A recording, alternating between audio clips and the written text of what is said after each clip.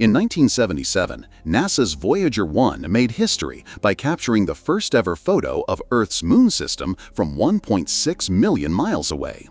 2 years later, in 1979, it flew by Jupiter's moon Io and made a major discovery: volcanoes erupting on its surface. In 1980, it passed Saturn, continuing its journey. By 2012, Voyager 1 had officially exited the solar system, entering interstellar space. Meanwhile, on Earth, a unit of American soldiers is deep in enemy territory. They're suddenly nearly ambushed by 2 fighters but respond fast and take them out. Explosions rumble in the background as the squad pushes forward, eliminating anyone who comes too close. They climb a staircase and reach a balcony where snipers set up for a better view. The rest of the team sweeps through the building, taking down every hostile they encounter. Enemies drop like flies as the team wipes out the building. Once it's clear, the team heads back out onto the street. Fighter jets roar overhead as the soldiers continue taking out enemies on the ground. But as they turn a corner, they're suddenly met by a full squad of armed enemies already in position. The team jumps into action and joins the firefight. Even though they take down several targets, the enemy numbers are overwhelming. Realizing they can't win, they begin to pull back. As they fall back, a teammate is hit and Rhodey drags him to cover. Gunfire continues non-stop as the team scrambles for cover, shooting back while dodging bullets. Rhodey wants to check his friend's injury, but he's forced to keep firing to stay alive. When he finally looks again, it's too late. His teammate is already dead. Trapped at the street's end, another enemy squad closes in. The team radios for backup when suddenly everything goes dark. A blood-red light pierces the clouds, revealing a massive alien machine.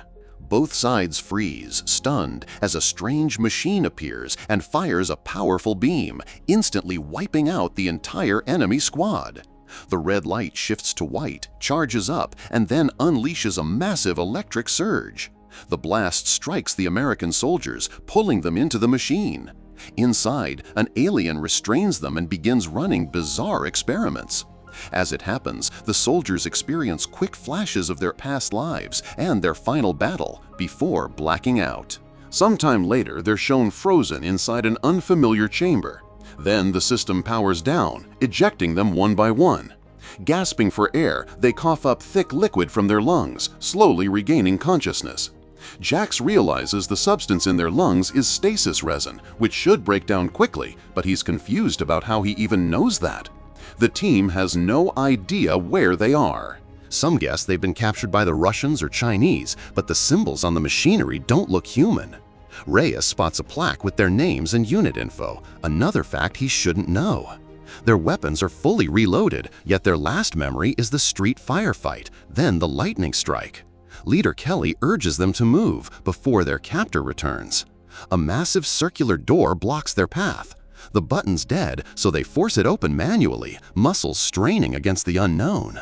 The team advances, finding a second door, jammed and twisted off its frame.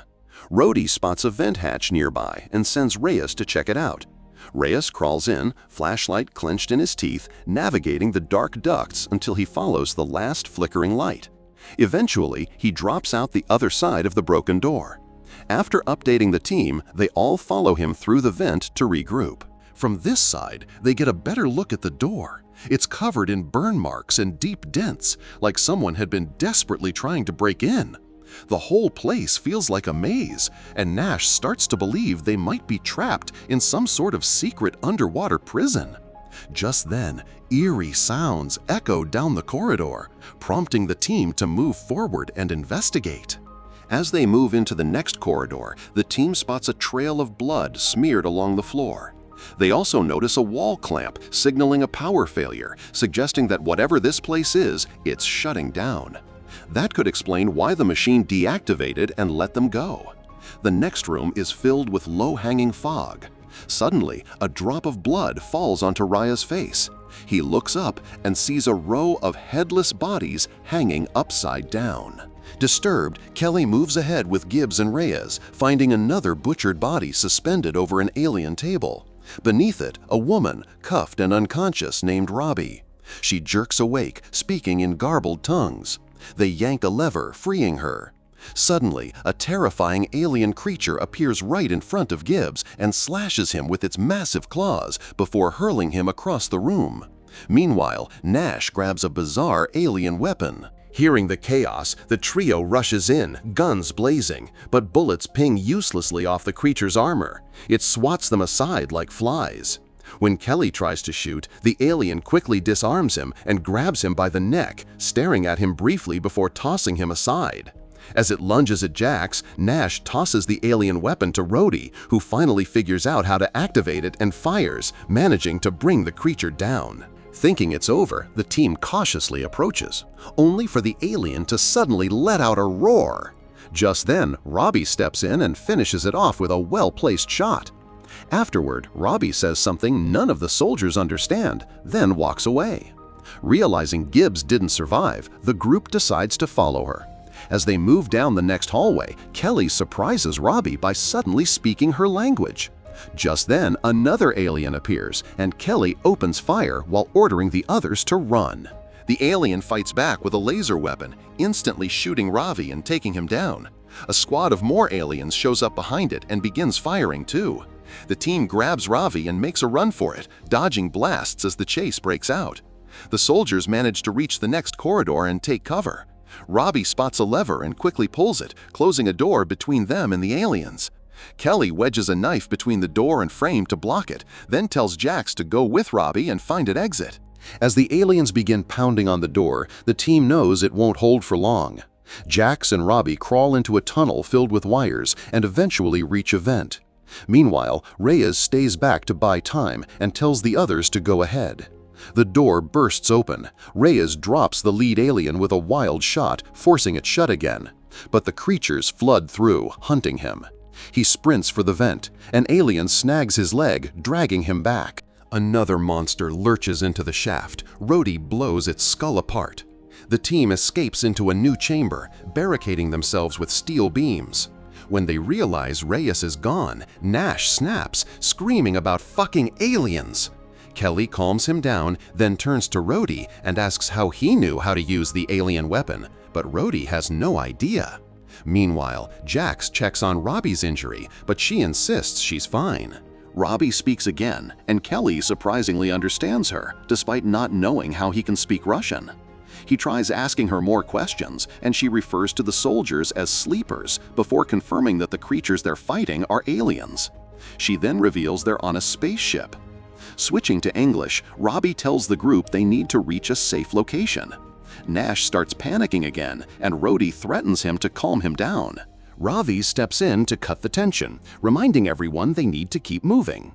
Meanwhile, the aliens dissect Reyes' corpse, using a glowing device to extract his memories. Seeing the team's escape route, one alien activates a gauntlet scanner and hones in on the bent door. While walking, Robbie explains that the scarred alien is their leader, and it commands dozens of other creatures. She also points out motion sensors built into the walls and says the aliens are hunting for food. When the group enters the next room, they find themselves on a narrow bridge suspended over a dark pit, surrounded by thousands of glowing lights. Jax takes a closer look and realizes they aren't light bulbs. They're capsules, each holding a human body. Robbie calls them sleepers and urges the team to keep moving. In the next hallway, they stop to rest while Kelly changes Robbie's bandage. The group shares a quiet moment, talking about their lives before the war. Nash, still shaken, begins to wonder if they're dealing with demons instead of aliens, and if this could be some kind of biblical rapture. A few minutes later, the group enters a hangar filled with large containers. Ravi explains these hold various items the aliens have stolen from Earth. Rhodey finds it odd that the aliens haven't attacked yet and guesses they're trying to trap them by cutting off escape routes. Kelly agrees and decides they'll stand and fight, ignoring Robbie's warning that it's a bad plan. Jax volunteers to act as bait and walks out into the hallway, casually singing to draw attention. The aliens hear him and begin closing in. Jax opens fire to get them chasing, then quickly takes off running. The creatures follow, firing their laser weapons as they go. Jax turns back now and then to shoot at them, not doing much damage, but enough to keep them focused on him. He eventually leads them into the hangar, taunting them the whole way. When the aliens reach a dead end, Nash snipes one from above. With the trap set, the rest of the team surrounds the creatures and unleashes a coordinated attack, taking them down one by one. As the team regroups, Robbie senses something's wrong. The fight felt suspiciously simple. Before she can explain, a new wave of aliens bursts into the hangar, this time armed with heavy shields that deflect every bullet. The soldiers scramble for cover, dodging return fire as they retreat. Nash leaps across stacked containers to rejoin the others, while Jax isn't as lucky. A laser blast tears through him, dropping him instantly. Enraged, Nash retaliates with a perfect headshot, avenging his fallen comrade. The remaining 4 sprint into a nearby corridor, laying down suppressing fire until Robbie finds and yanks an emergency door lever. The heavy barrier seals behind them, cutting off pursuit, for now. Alien footsteps close in from both sides.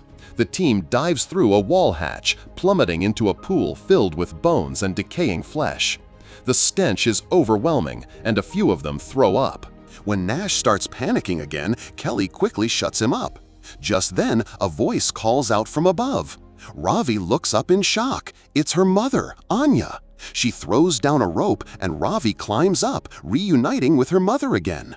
The rest of the team follows, and Kelly notices that Anya's wearing a Russian military uniform.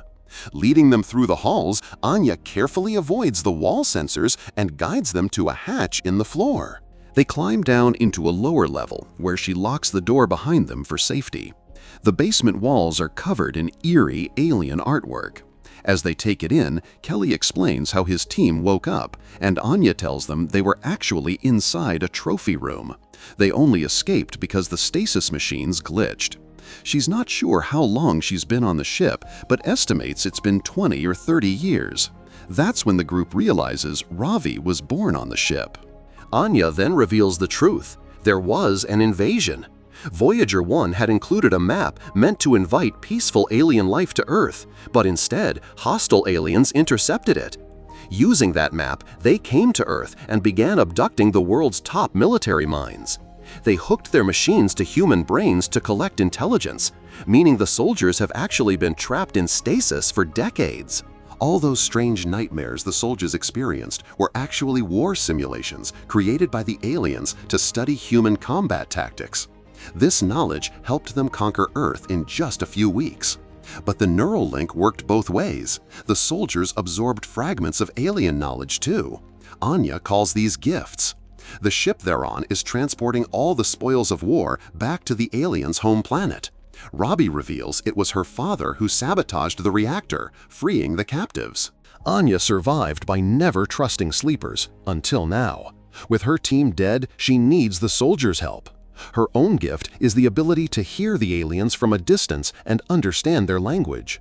She's overheard them trying to fix the communications relay and warns that if they succeed in contacting their planet, more aliens will come. They have to stop it before it's too late. The weight of their situation sinks in. Earth is gone, decades have passed, and homecoming is impossible. Kelly studies a faded photo of his daughter, now older than he ever knew her. Rhodey stares into the distance, haunted by the family he'll never see again.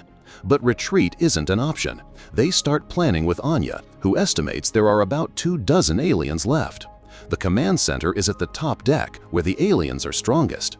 The team can use the vents to get there, though they'll be detected as soon as they move.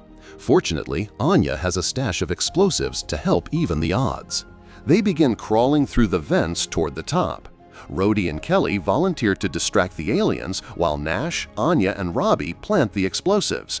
Before they split up, Anya gives Kelly a stolen alien gauntlet that can generate a shield.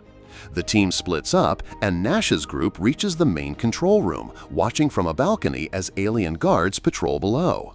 Meanwhile, in a nearby corridor, Kelly and Rhodey trigger a bloodied sensor, drawing enemies away.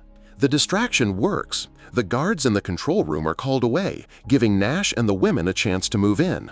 As Nash keeps watch, Robbie and Anya begin placing the explosives.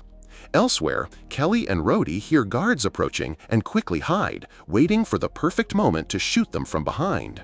But more enemies arrive, guns blazing. Kelly activates the alien shield, allowing him and Rhodey to hold their ground in the fight. One alien grabs another to use as cover and pushes forward, forcing the soldiers to retreat. They fall back into another corridor where the shootout continues. One of the aliens checks its gauntlet and picks up a signal, sending half its squad in a different direction. Back in the main room, Anya hears them approaching. At the same time, Kelly and Rhodey, still caught in a firefight, radio in to warn the others. But there's no escape route for Anya, Robbie, and Nash. As Kelly tries to rush through a doorway, Rhodey slams it shut behind him, telling Kelly to save the others while he stays behind to hold off the aliens. Rhodey charges into the fight, firing the alien weapon until it runs dry. He switches to his regular gun and pushes in close. One of the creatures grabs him through the shield and slams him hard against the wall. As it leans in to examine his face, Rhodey uses the moment to drop 2 grenades. The massive blast kills him and the aliens surrounding him. The remaining alien squad storms the main room. The humans unleash a disparate volley of fire, dropping several before shielded reinforcements arrive. Realizing they're outnumbered, Anya tells Robbie to leave and asks Nash to protect her. A larger alien enters and shoots Anya, knocking her down. Robbie screams for her mother, but Nash pulls her away just as he sees Anya grab the detonator. The explosion vaporizes the command center, taking the alien war machine and dozens of aliens with it. In the hallway, Nash spots more aliens closing in. He quickly hides Robbie inside a hatch, then runs into the open, shouting to draw their attention. The aliens chase after him, unaware of the girl's hiding spot. Nash reaches a dead end and begins singing Jax's old song, fighting off as many as he can while debating whether to trigger his own explosives next. But Nash refuses to give up. He grabs his gun and keeps fighting. Once the area goes completely silent, Robbie climbs out of her hiding spot, only to come face to face with another alien.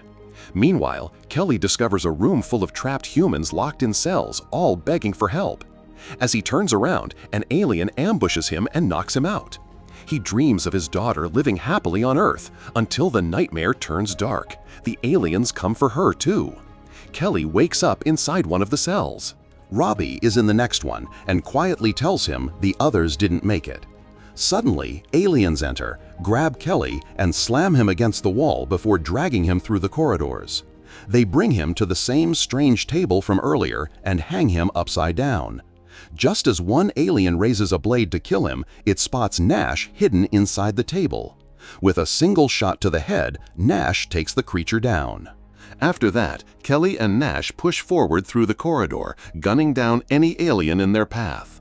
They reach the cells, and Kelly quickly unlocks them, freeing all the prisoners. But more enemies are closing in fast. Nash grabs a laser gun and starts blasting through the alien swarm, holding the line while the freed humans escape. Once everyone is out, the team seals the door and runs with Ravi through the hallway. But the aliens aren't far behind. The trio ducks behind cover and fires back, but their ammo is running low. Thinking fast, Nash hurls his grenade belt. Kelly slams the door just as the explosion rockets through the hallway, shaking the walls. Breathing hard, Nash leans against a doorframe, grinning, until an alien blade punches through his chest. The alien leader storms into the room, so Kelly tells Robbie to run while he distracts the creature. He grabs a blade and battles the alien, who repeatedly knocks him down with powerful strikes. The alien even throws Kelly into the ceiling and hurls his weapon, forcing Kelly to dodge. Then, the alien activates its shield and slams Kelly with it. After a fierce exchange, the alien charges at Kelly with its sword, but Kelly waits until the monster is halfway through the doorway, then slams the door shut, trapping and killing it. Moments later, Kelly finds Robbie, who's too scared to move. Kelly leads the way, and she follows him, only to realize they're back on Earth, now a devastated wasteland. That's where the movie ends. Thanks so much for watching. I hope you enjoyed this video as much as I enjoyed making it. See you in the next one.